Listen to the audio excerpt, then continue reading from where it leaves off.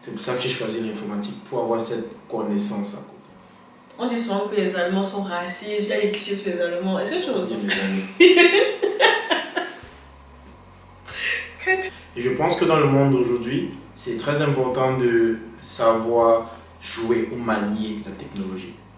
Hello, bien sur ma chaîne, ici Kaye Cabrel. Comme tu peux le voir sur le titre de cette vidéo, nous allons parler d'un sujet assez intéressant qui n'est rien d'autre que les études en Allemagne. Alors aujourd'hui, je suis accompagnée d'un invité assez intéressant qui n'est rien d'autre que Curtis et qui va donc se présenter. Salut, je m'appelle Curtis Ryan, j'étudie informatique depuis 1 an en Allemagne.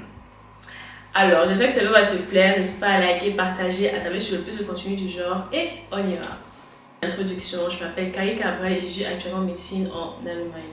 Aujourd'hui, j'ai trouvé intéressant d'aborder un sujet assez délicat qui est un autre que les études à l'étranger. Et j'ai donc décidé de m'accompagner de mon ami Curtis qui a son expérience personnelle qui peut beaucoup nous apporter et qui souhaiterait donc aujourd'hui partager. À travers cette interview, j'ai vraiment envie en fait de vous motiver, de montrer en fait d'autres perspectives d'avenir, pourquoi pas du coup donc venir étudier en Allemagne. Première des choses, Curtis, j'aurais juste une question assez simple à te poser. Oui, pourquoi est-ce que tu as choisi l'Allemagne? Déjà, merci pour ta question. J'ai eu la chance d'avoir des parents qui m'ont donné le choix entre le Canada et l'Allemagne. Et j'ai décidé de choisir l'Allemagne pour plusieurs raisons. Déjà, parce que j'ai beaucoup de familles en Europe. C'était l'un des points forts. De deux, en Allemagne, la pension comparée au Canada est vraiment plus bas. Là, j'étudie en Allemagne et je paie que 400 ou 500 euros par semestre. Alors qu'au Canada, j'aurais dû courir à travers les bourses pour trouver quelque chose de moins cher. Et si je ne valide pas tous mes UV, je serais dans l'obligation de payer ça, soit moi-même, soit demander de l'aide à mes parents. Ce qui ne m'arrange pas parce que j'aime mon autonomie. Je pense que ces deux points-là ont joué sur ma décision. Du coup, si je comprends bien, c'était genre plus niveau économie et aussi niveau, on va dire, pratique, genre famille, tout ça. Genre, il y avait plus d'avantages de venir en Allemagne que d'aller au Canada. Il y avait plus d'avantages de venir en Allemagne qu'aller au Canada, oui. Ok.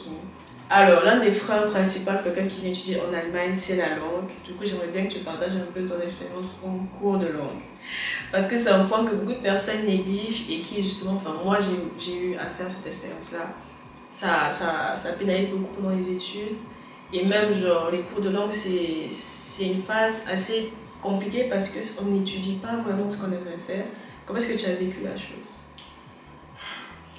Je pense que ce chapitre, la langue, ça a été un chapitre limite assez traumatisant pour moi. Parce que déjà, tu devais donner beaucoup d'efforts chaque jour à la même intensité pendant de longues heures. Et cela sur minimum 1 an et demi. Juste ça, vraiment, ça a été l'un des plus gros défis de ma vie. Ah oui, c'est vrai qu'il faut préciser que tu n'as pas fait, comme la plupart, par exemple, des Camerounais, les cours de langue au pays avant d'arriver. Justement, parce que ça, c'est un point assez important. Curtis, lui, il est plutôt arrivé et il a commencé ses cours de langue ici directement. Je pense que par rapport à quelqu'un qui a déjà fait ses cours de langue au pays, c'était plus difficile parce que tu arrives, tu n'as même pas les bases genre, dans ta vie quotidienne et tout. Je ne saurais dire si c'était plus difficile parce que ça a des avantages et des inconvénients. Les avantages parce que j'ai pu directement apprendre la langue dès la source. J'étais vraiment trempé dans le bain. Je pouvais directement pratiquer, essayer de parler avec les autres. Mais ça vient avec son lot de difficultés, bien sûr. Je ne dis pas non. Ouais. Et quels sont les pièges selon toi éviter pendant les cours de langue? Parce que moi, vraiment, l'un de mes plus gros, entre guillemets, ma plus grosse séance, c'est la précipitation. Genre, je bâclais les cours parce que j'avais tellement envie de passer l'examen que je m'entraînais seulement directement à faire l'examen pour le passer.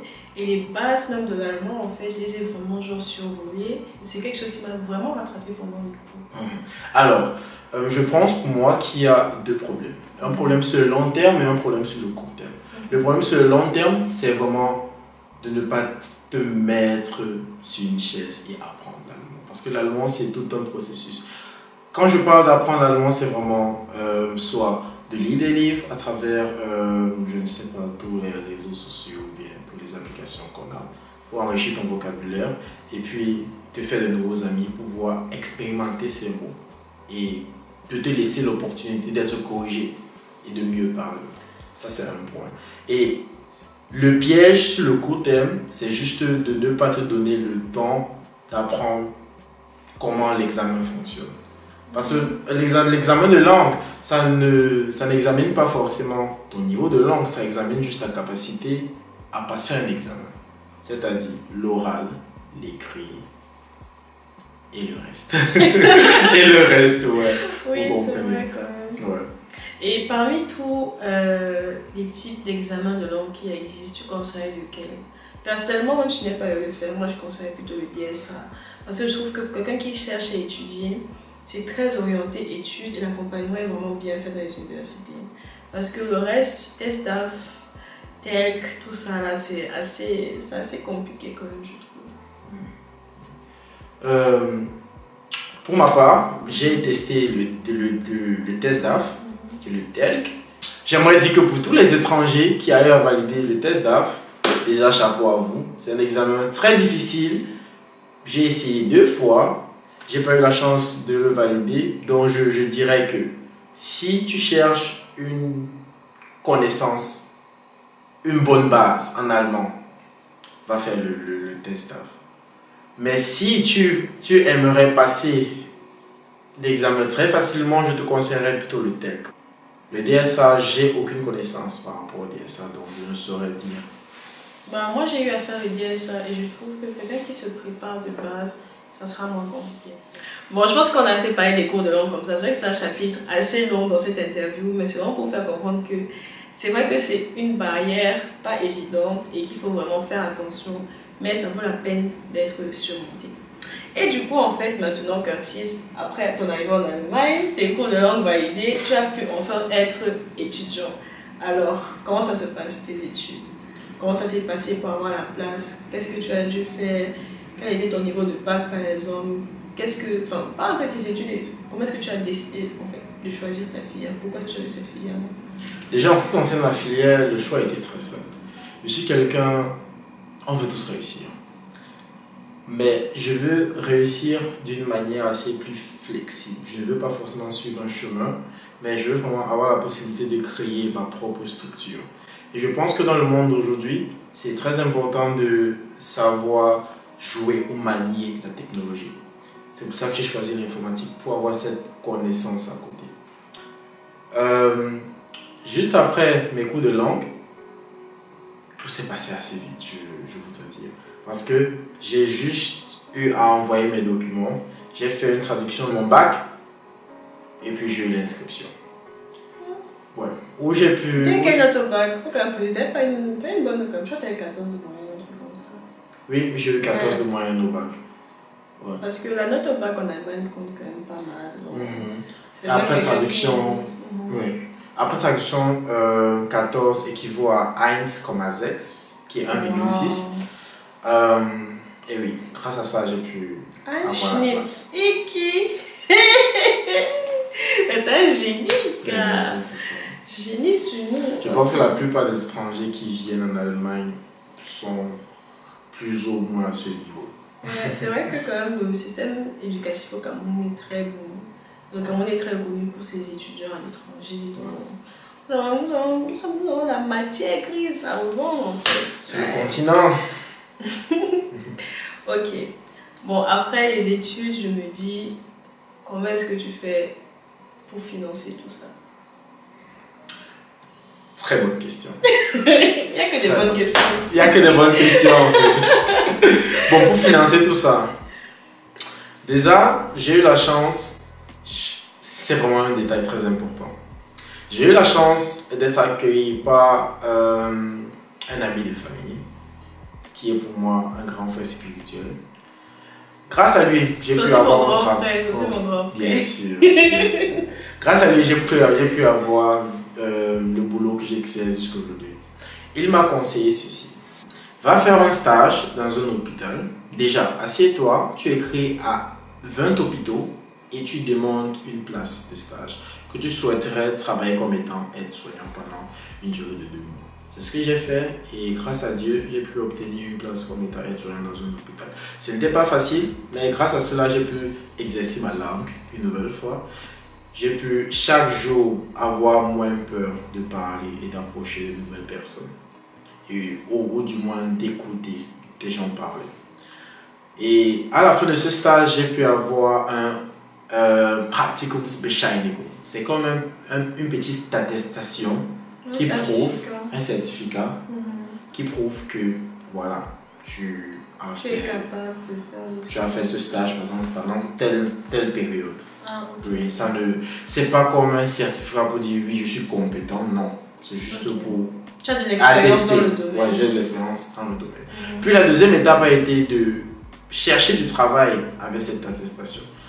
Et quand je suis venu, quand j'ai commencé les études, j'ai attendu après le premier semestre, parce que bien sûr, il faut que j'examine comment ça se passe et tout. Après le premier semestre, les vacances, j'ai directement postulé. Et j'ai trouvé un travail. Après, on m'a renvoyé. Mais ça m'a donné vraiment le temps. Ça m'a donné... Il fallait préciser, ouais. Ça m'a donné vraiment le temps de comprendre ce que je dois faire, ce que je ne dois pas faire, les informations que je dois donner à mes collègues. Et puis, finalement, j'ai trouvé un bon travail qui est bien rémunéré et qui passe avec mes heures de cours.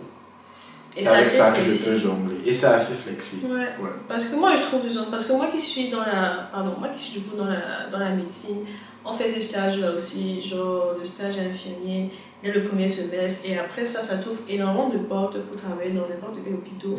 Car justement, le point important aussi, c'est que la demande est tellement forte qu'au final, même si tu n'es pas forcément dans le domaine, comme je dirais qu'avec un certificat de 2 mois, tu as pu trouver un travail assez facilement. Et par rapport à d'autres étudiants qui commencent assez tôt, qui sont peut-être occupés dans les CDD, dans le sens où ils ont des contrats à durée limitée, des contrats peut-être de 2 mois, 3 mois, qui doivent constamment jongler, travailler dans l'usine et tout ça. Je trouve que c'est moins pénible et du coup c'est plus flexible parce que je mange aussi souvent l'opportunité de travailler la nuit en fait. Et je trouve qu'en tant qu'étudiant, c'est quand même quelque chose de pas mal, dans ce sens où tu ne rates pas tes cours. Certes, tu sacrifies ton sommeil, mais au début de tes études, faire cela, c'est vraiment pas mal. Tu n'es pas toujours obligé de sacrifier ton sommeil parce que moi, par exemple, je travaille que les week-ends. Grâce à ça, je touche une prime de week-end par rapport à mon salaire de 25%, qui n'est pas à négliger. Et je travaille juste 13 heures par semaine. Wow. C'est vraiment très intéressant, les amis.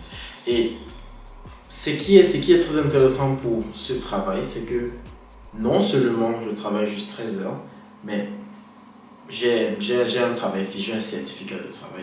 Avec ce certificat de travail, je peux aller à l'ambassade et demander qu'on prolonge mon visa.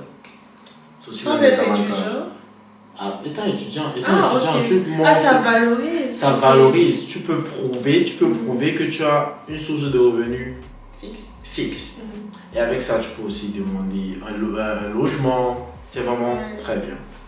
C'est vrai quand même que dans ton entourage, beaucoup de gens disent que tu es un boss et tout parce que... Je ne suis pas un boss. Non, mais dans ce sens, en fait, tu as quand même une certaine stabilité alors que tu n'es qu'au 3e semestre. C'est comme un avec student ce que tu as en fait. C'est vrai. Pour une personne qui vient de commencer, oui, tu as de chez toi, tu gagnes plus ou moins bien ta vie parce qu'au moins c'est mieux payé qu'à l'usine. C'est vrai. Donc, pas mal d'avantages. Après, c'est vrai que tout le monde n'est pas ouvert à cette idée-là de prendre soin de personnes âgées ou des choses comme ça.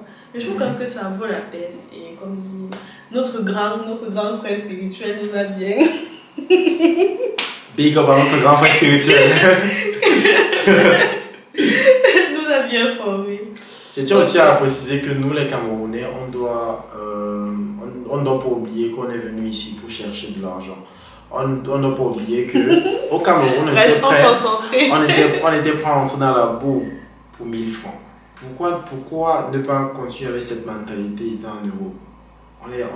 On est assez mature maintenant pour travailler. Non, je ne pense pas. Réfléchissez bien, mes amis.